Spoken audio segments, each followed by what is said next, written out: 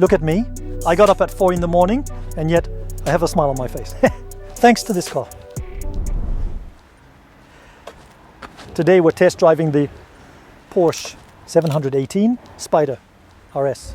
We're in Zuffenhausen, north of Stuttgart, at Porsche headquarters. On the other hand, it's clear that we're not going to stay here because once we're in the car, we're off to Juriswab. The roads there will be much nicer, and as for the weather, 16 degrees, it's very uncertain.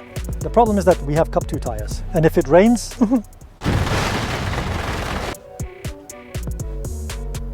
come on, let's go anyway. So unlike the 911 family, where the GT3 and GT3 RS have never been available as convertibles, don't ask me why. Well, in the 718 family, it does exist. And when the Porsche Cayman GT4 came out, what did Porsche do next? The 718 Spyder.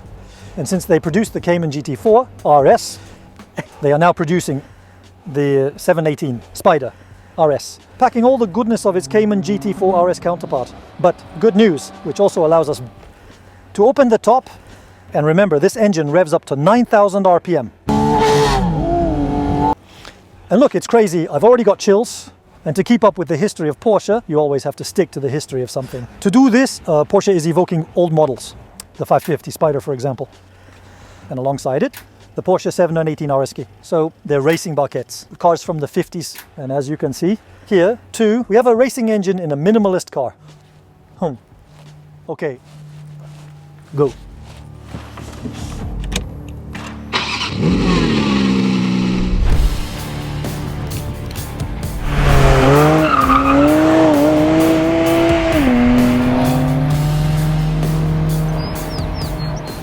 In theory, this car should be a GT4 convertible.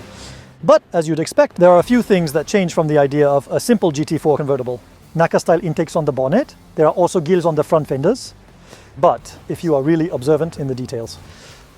The front spoiler lip is slightly shorter than on the GT4 RS, and the reason for this difference lies at the rear of the car. Here and on any car. You need an aerodynamic balance between front and rear, and compared to the GT4 RS, we're missing something here, the massive rear wing. The GT4 RS's massive rear wing, which had a major impact on aerodynamics. And what do we find here? A beautiful ducktail, which generates much less downforce than the massive rear wing. So to balance the two, the front splitter is shorter. That's it. Otherwise, everything else is the same as on the GT4 RS, except here, it's a cabriolet, and the combustion air inlets are on the sides, just behind the headrests. When you're sitting there, you can hear the intake noises because your ears are 20 centimeters from the combustion air inlets, and it's quite extraordinary.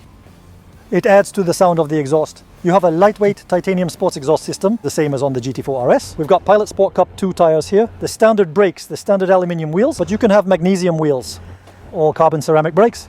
It's much more expensive. And inside the car is the same atmosphere. You will find the lightweight carbon fiber full bucket seats. You can also have an optional Weiser pack.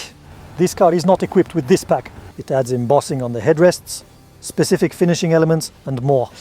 You'll find Race-Tex absolutely everywhere.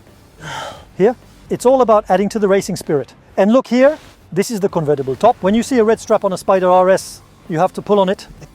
That's how it works to open doors too. This is also the case with seat belts, and this is also the case with this top. Boom, boom. Here we go. Here's my advice. Don't do it alone. It's easier with two people, so you don't have to keep going back and forth. What's that? What should I do with it? I'll take it off like that. A small handle here. You have to push. And now, you're with Shimano. Bicycle brake cable.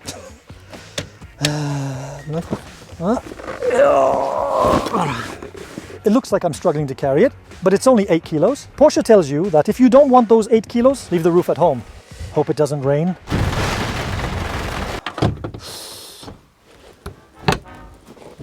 Is it locked? Quite frankly, such a complicated system to save 7.6 kilos. Shouldn't they have kept the roof of the 718 Spyder? Don't you agree? Because the day it rains suddenly, you have to put everything back. Now, it's time to talk about engine power. Really? No, the engine is at the back, of course. What I want to show you here is something else. The bonnet is made of carbon fiber. And this car only weighs 1,410 kilos. 5 kilos lighter than the GT4 RS. And that's 40 kilos less than the Spyder. You can go even further by taking the Weissach pack. This pack and the magnesium wheels will save you a total of 10 kilos. Also with carbon ceramic brakes. Well, with all of this, the price is skyrocketing. Now, let's have a look at the engine. It's the naturally aspirated 4-litre, flat 6 engine. From an iconic car, the 911 GT3. We have 500 PS, 450 Newton meters of torque. The advantage of this 500 PS is that you have maximum power at 8,400 RPM. It's an engine that comes from motorsport. There's a dry sump, so the engine is lowered as far as possible. The car has an exceptional weight distribution, a different camber, one more degree of camber. The car has wider tracks by 7 millimeters at the front and 8 millimeters at the rear. What else do you have? The Spyder RS has the front axle of the Porsche 911 GT3, generation 991 facelift. It's a real racing car, lightened as much as possible with the right amount of power, a pure rear-wheel drive car. Just before we hit the road, you should know that the wheels are 20 inches on all 4 corners. Unlike the 911, where this is differentiated. We have 245mm tires at the front and 295mm at the rear. Remember this, 500 PS on the rear wheels. The brakes have also been improved. 408mm front brake discs with 6 piston calipers. At the rear, 380mm brake discs with 4 piston calipers. And why? Because the car is equipped with Porsche torque vectoring. This system acts directly on the brakes to make the car more agile. It's designed to keep the car on the road. And now, let's check it out. Unfortunately, there are no racetracks in Duraswap, but you should know that even though it's tuned for the road, more so than the GT4 RS, it's still a tool for the track. The steering is perfect. Cup 2 tires as standard or Cup 2R tires as an option. On the track, you'll be in front of a lot of people with this car. It performs very well. You will be happy. And most importantly, listen to this.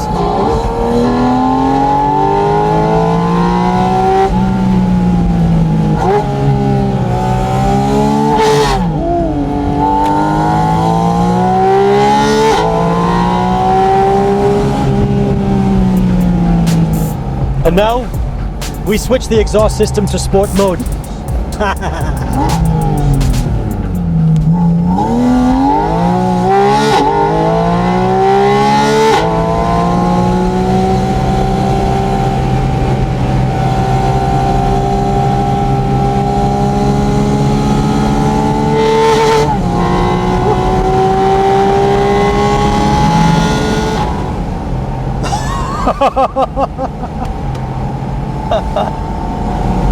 It's incredible.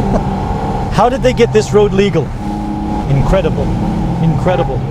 Initially at 7,000 RPM, we go to shift gears. But once you've hit 9,000 RPM, you can't get enough of it. You can't get enough of it. When it comes to performance, it's easy. It's the same as the GT4 RS, 0 to 100 kilometers per hour in just 3.4 seconds. That's 5/10ths better than the 718 Spyder. You have a 0 to 200 kilometers per hour in just 10.9 seconds. And you have a top speed of 308 kilometers per hour. That's 7 kilometers per hour less than the GT4 RS. But it's also 8 kilometers per hour more than the Spyder. But please note, this is a top speed with the top down only. We'll be asking later about maximum speed with the roof up.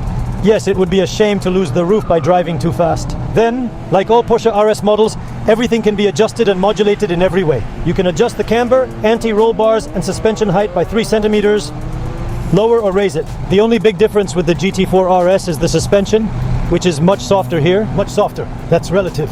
The suspension is pretty hard. Porsche justifies this difference by saying that this car will be driven more often on the road than on the track, compared to the GT4 RS. They wanted to maximize performance, so the Porsche 718 Spyder RS is only available with the PDK gearbox. If you install a manual gearbox on this type of car, it will unsurprisingly have a negative impact on performance. And here you can see all the buttons that control different functions. You have that on older generations of Porsches. You can set the PDK gearbox to sport mode, it will be a little faster. Here the suspension, it's a pilot controlled suspension of course, it will be a little stiffer. You have, unlike other Porsches which are not RS, the option of disconnecting either the ESP, and so this is the stability control, either ESP plus the traction control. Here you are the only master on board. If you go off the road, it's your fault. This button is the exhaust sport mode. This button is the lift nose. It's a €2,600 option. It's a new option for this car, and that's stop and start. Well, you will soon deactivate it. All of which makes this car both very easy and very radical.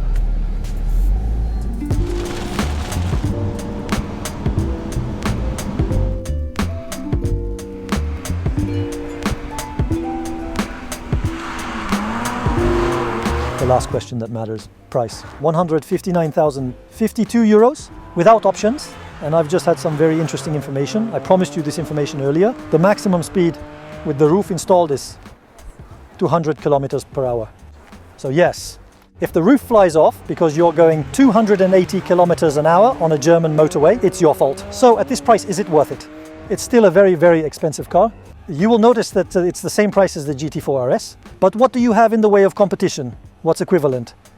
Well, you don't have much. When it comes to sporty 911 convertibles, you have the GTS, 480 PS, but it costs over 170,000 euros, so it's a lot more expensive. Otherwise, Jaguar F-Type R, 575 PS, it's less expensive, 130,000 euros or so, but it's not as fast as the Spyder RS. Then what remains relevant for competitors?